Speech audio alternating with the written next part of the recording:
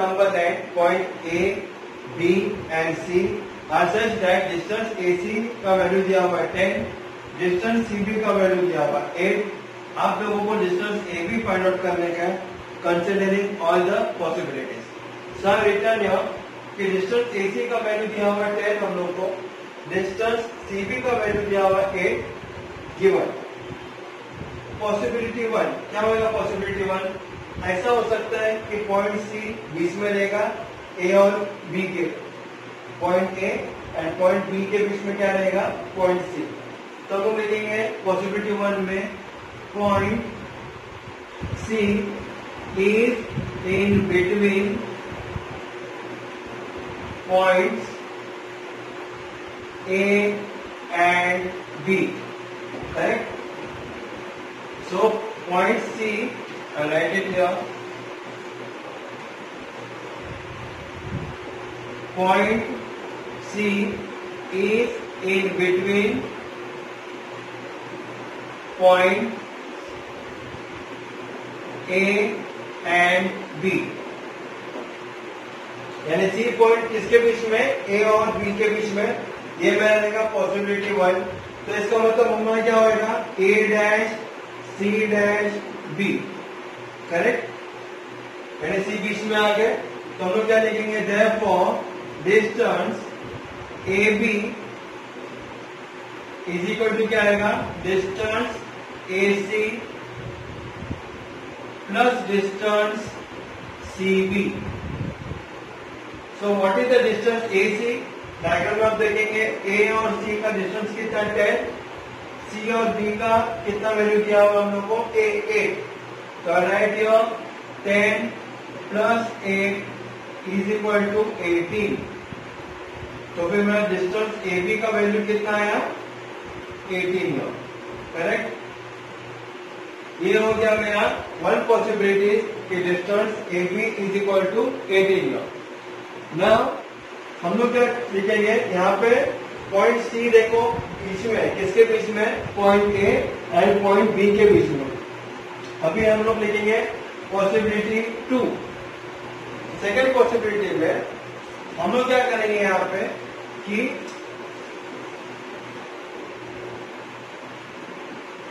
In second possibility what will do, हम लोग point B को बीच में रखते हैं। B will be here and A and C will be here, correct?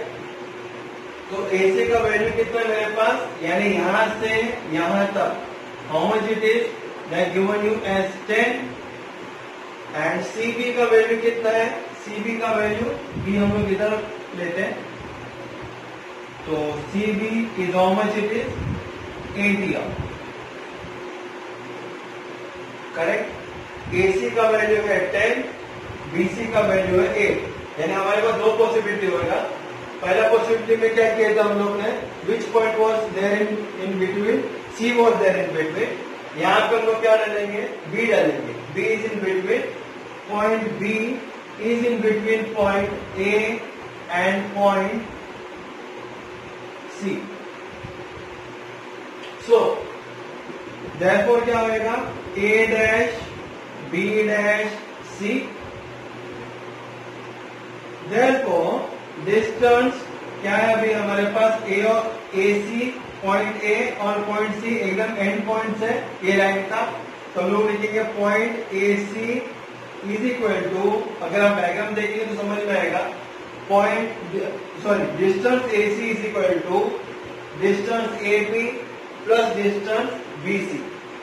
Right here distance AB plus distance AC। So distance AC का कितना value है हमारे पास? 10 दिया हुआ है, देखो 10। Therefore 10 is equal to distance AB plus distance AC का value कितना है? AC का वैल्यू इज डिस्टेंस BC का। So distance BC is how much? 8 here, correct? Distance AC is equal to AB plus BC। So AB का value नहीं दिया हुआ है, BC का 8 है, AC का 10 है। Therefore, distance AB is equal to what it will be? 10 minus 8 is equal to 2. So we are getting out the two values of AB. First value we have got it as 18. Second value we got it as 2. They have asked you how many possibilities. Here we are getting two possibilities. So like this we have completed question number 4. Now we will see to question number 5 here. So in question number 5 they have given you as distance xy का value दिया हुआ 17, distance yz का value दिया हुआ 8, written here as given, as well as they given you like point x y z are coordinate का मतलब तीनों एक लाइन पे ही है. We have to find out how many possibilities that we will see it in this question here. Question number 5 is similar to question number 4. अगर आप question number 4 2-3 बार practice करेंगे तो 5 भी आपको इजीली आ जाएगा. तो हम लोग क्या करेंगे? We have to find the distance what? We have to find distance x z. So first possibility is that, for example, if z is in between point x and y, we write here point z is in between points x and y. तो फिर मेरा क्या हो जाएगा? Distance xz plus distance zy is equal to distance what? Now bigger distance x y. Correct?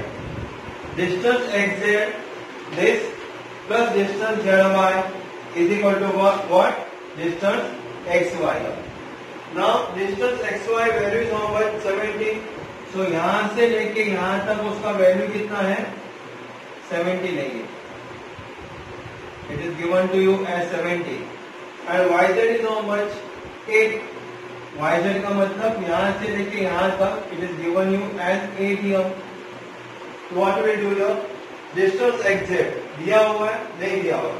So it will be as it is. Distance xz plus distance zy is how much? 8 is equal to xy कितना हमारा?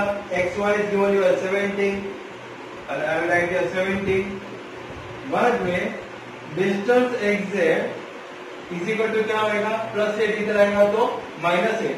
तो 17 minus 8 is equal to how much it will be? 9. So we are getting distance xz as how much? 9 here. Similarly, what we can do? अगर हम लोग ये हो गया हमारा पॉसिबिलिटी 1 here. अगर पॉसिबिलिटी 2 में हम लोग क्या करेंगे? अभी y को बीच में रखते हैं इन possibility 2.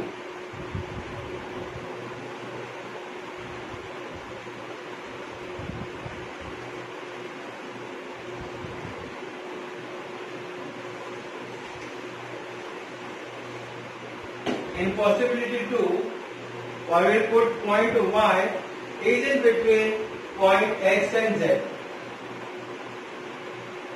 So my y will be in middle, x and z will be here, and y will be here.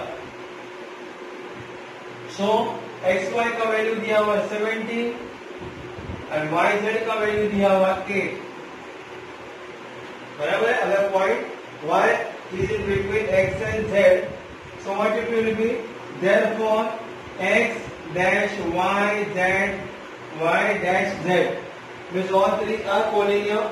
तो हम लोग क्या करेंगे? Therefore distance xy plus distance yz is equal to distance what? xz. Possible 2 में ऐसा हो जाएगा कि अगर y का बीच में रहेगा तो क्या होगा? यहाँ पे distance xy plus distance yz is equal to distance xz. तो हमारे पास डिस्टेंस xy का वैल्यू क्या है? xy का वैल्यू है 17 प्लस yz का वैल्यू है 8 is equal to distance xz. बराबर है? तो देयरफॉर डिस्टेंस xz का वैल्यू कितना आया? 17 plus 8 is 25. So we got the answer as 25. दो possibilities होता है. We got both the possibilities answer. And you will just do a practice 2 times, 3 times. You will come to know very easily. Now let's see question number 6.